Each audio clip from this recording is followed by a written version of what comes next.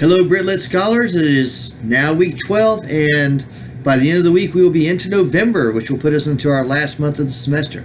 So we're heading towards that finish line, and if there's a light at the end of the tunnel, you should be able to see it now. All right, so a couple things about this week.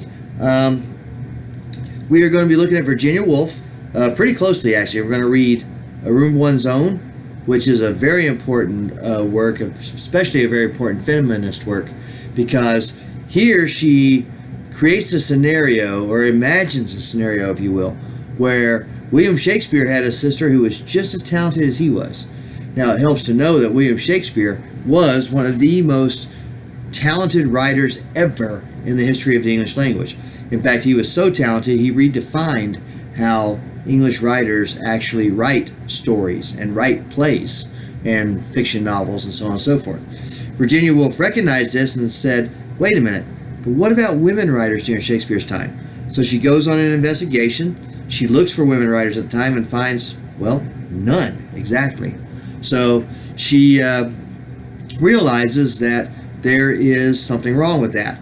And so she imagines a scenario where there was a woman writer who happened to be William Shakespeare's sister, who was just as talented as he was, but, well, let's just say things don't go well for her. And I'll have to make you read that piece to see how things work out for her. She then uses that hypothetical scenario as a rallying cry for women of the 20th century, encouraging them to get out and write and to let their voices be heard.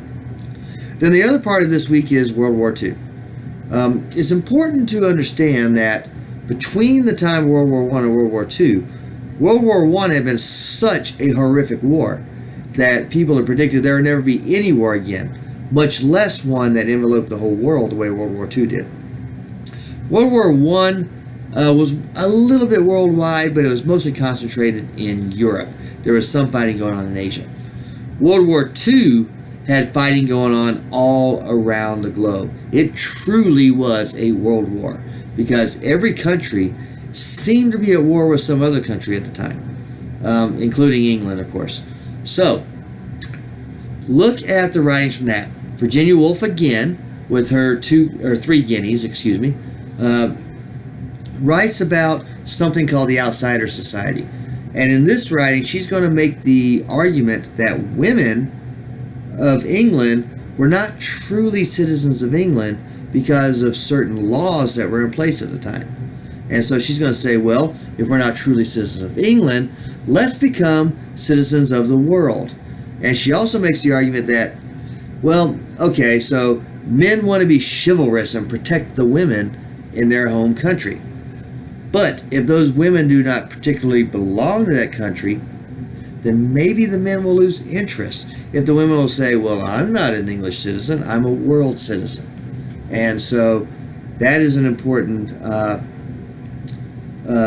argument, or important setup, if you will, for the argument in 3 guineas. And make sure you read the introduction to World War II, because one of your quiz questions comes from that. And finally, you've got Verges mein nicht, which is the poem written by Keith Douglas.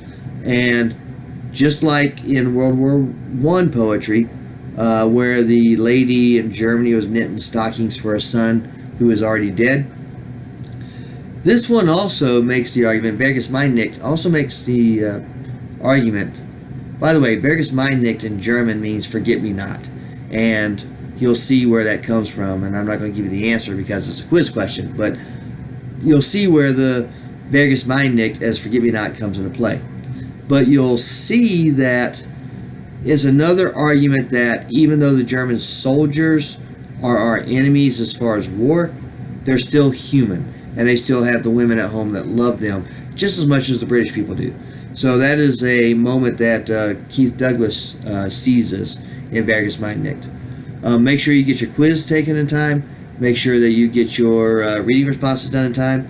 And I will try to stay as caught up as best as I can, just like you're trying to stay caught up as best as you can.